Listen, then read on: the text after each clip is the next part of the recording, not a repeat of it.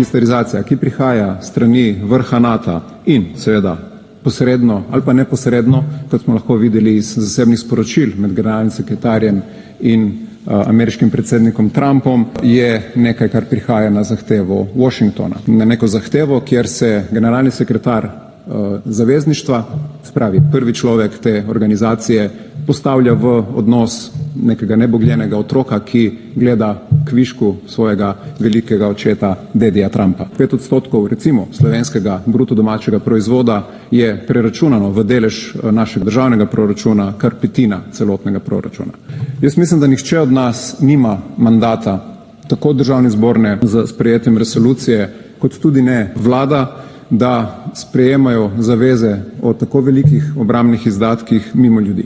Ne le, kar veleva mu stan, kar more mož storiti, je dolžan, oziroma z drugimi besedami, odgovorna, resna politika mora odločiti tako, kot misli, da je prav, prevzeti odgovornost, ne pa ravnati tako, da je vsak trenutek všeč vsakomur. Na vladi referendumu nasprotujemo.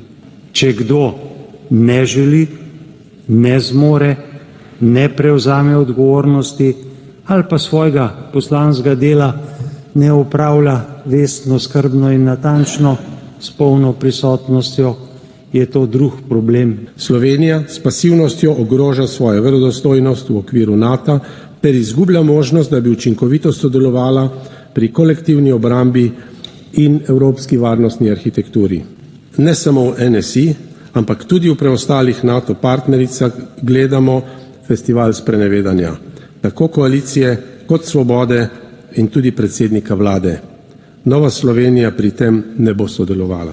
Kakršnakoli zaveza o možnosti 5% bruto domačega proizvoda za obrambne izdatke za socialne demokrate absolutno nesprejemljiva. Še pomembneje, to je nesprejemljivo tudi za velik del javnosti. Že 3% bruto domačega proizvoda za obrambo je izjemno visoka poraba skupnih sredstev, zato mora država o tem odločati premišljeno, tudi s posvetovalnim referendumom. Če smo v času razprave o 3% priča že zavezan za 5%, je povsem jasno, brez vključevanja ljudi bomo jutri govorili o 6, 7 ali 10% in nihče ne bo nikogar več nič vprašal. Čas je, da se vprašamo, kje je meja in kdo jo določa, mi ali nekdo drug od zunaj.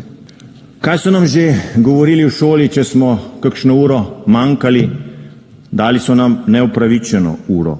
Kaj pa se zgodi ministrom, ki manjkajo pri ključnem delu vlade? Očitno nič. Minister Han je trdil, da je že pred obravnavo točke 6č zapustil sejo vlade. Kot da bi bil izgovor o nevestnem delu pravšen izgovor, da bi posameznega ministra opralo krivde. Priznanje, da ministri ne berejo gradiv.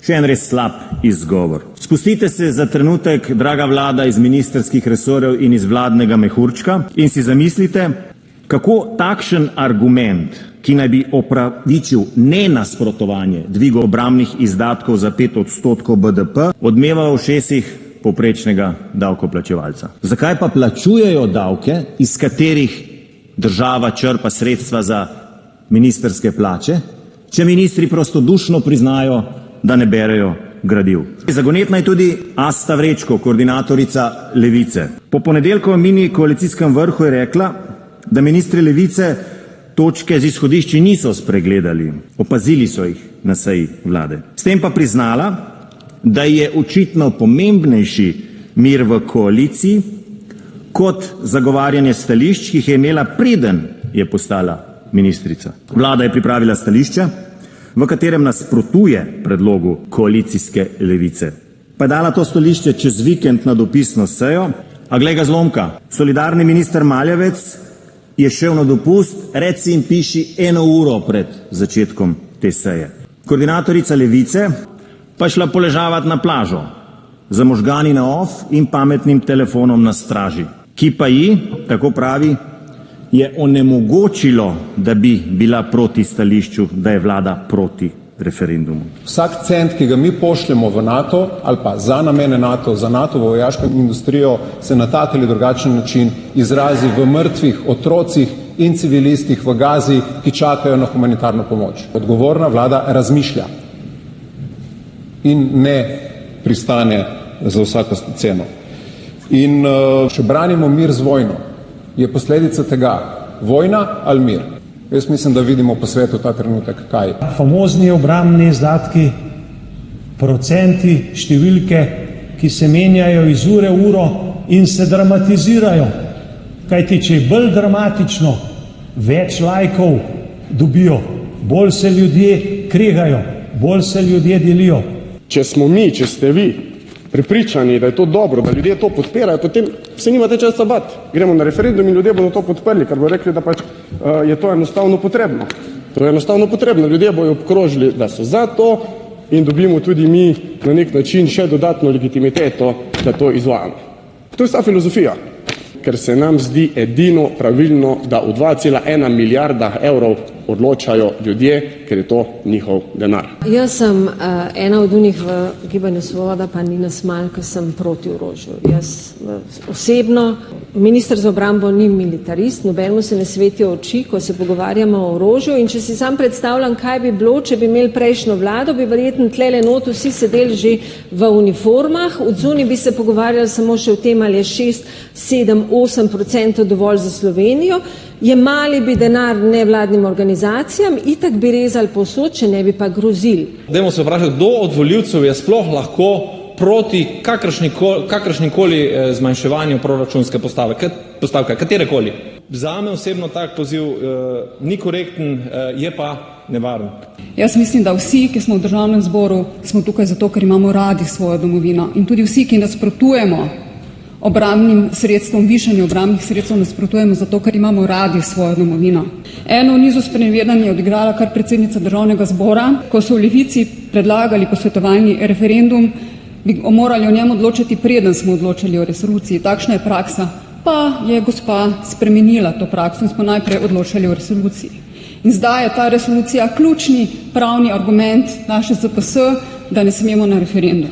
Prvaka obeh koalicijskih partneric pravita, da ni bilo na seji vlade, ko so se sprejemala izhodišča za vrh NATO, s katerimi se je oborožil predsednik vlade. Da niso nikoli bili in se nikoli ne bodo strinjali z dvigom obrambnih izdatkov, ne na 3, ne na 5% BDP-ja, 5%, zato nas je v Hagu lastoročno zavezal predsednik vlade. Izkazalo se je, da je bilo gradivo poslano prej, pa nihče tega ni prebral. Zrojen sistem nikakor varnosti, prav obratno.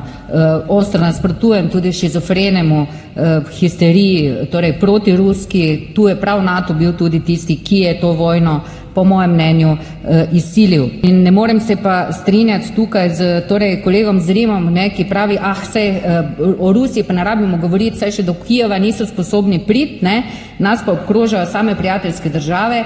Ja, Rusija na naših mejah ni bila in prav kolegu Zrimu se čudim kot Prekmurcu, da meni, da je Orbanov veliki zemljevid očitno neka prijateljska država v njegovi soseščini. Kolegi tudi tukaj, ki govorijo, kako so proti, mislim, kolega Bakovič, se vi ste podprli 3% že, a zdaj boste pa spraševali ljudi.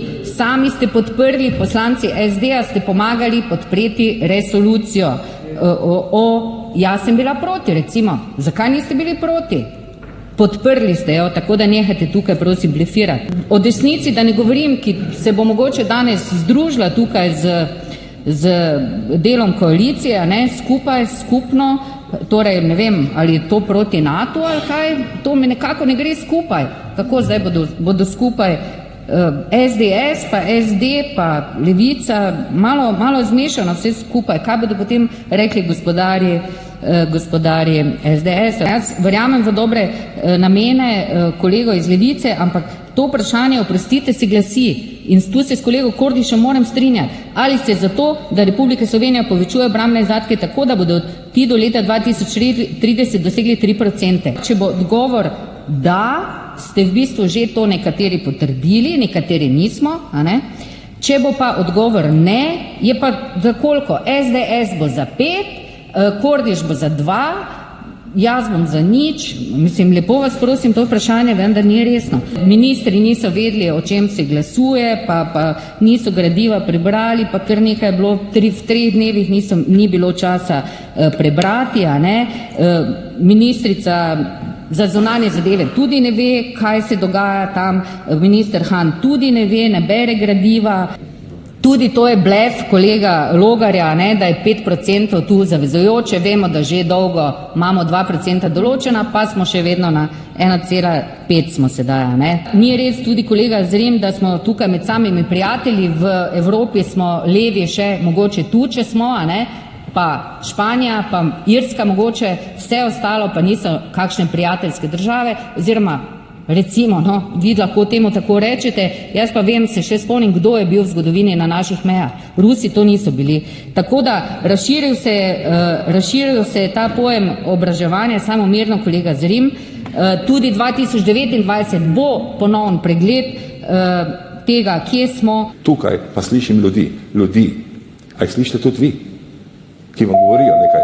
Ali mislite, da je samo vaš prav?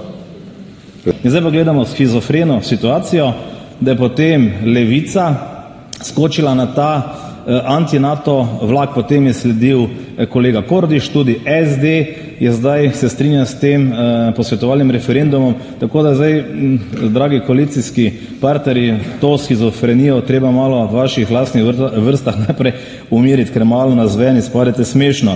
Zgrožena sem nad obnašanjem Trumpa in Ruteja na vrhu NATO, ko sta se hihitala in banalizirala izraelsko-iranski konflikt. Ne bi se branila, da jo vidim, predvsem pogumnega očkota, ki šeška poriti pobaline v prvi bojni vrsti, oba njiju, pa da vidimo, kako zelo sta tam pogumna. Poslanske skupine SDS ni v dvorani, ker čaka in je kokice in bo naredila vse, da pade ta vlada, ne glede na njihove morebitne vrednote, ideje, cilje, kakršnekoli že ima, če jih ima.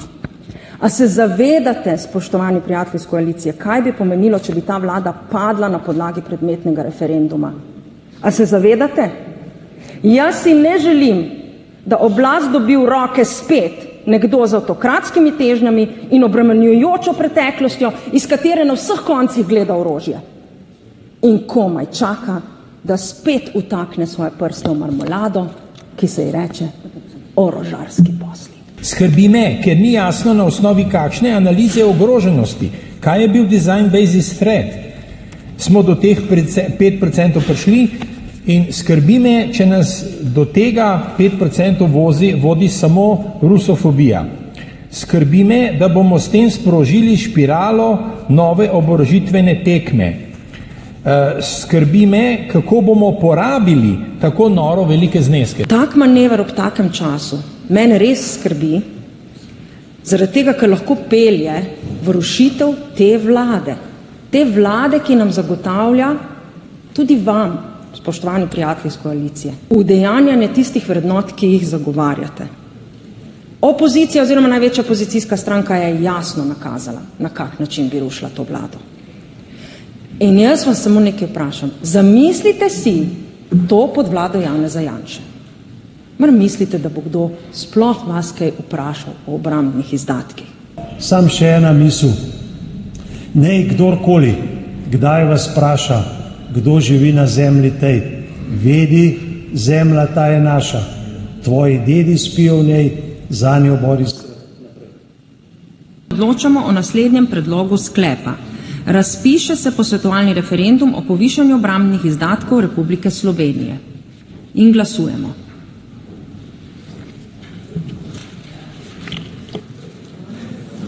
Navzočih je 88 poslank in poslancev, za jih je glasovalo 46, proti pa 42. Ugotavljam, da je Državni zbor predlagani sklep sprejel. Predlog odloka o razpisu posvetovalnega referenduma bo pripravil Odbor za obrambo.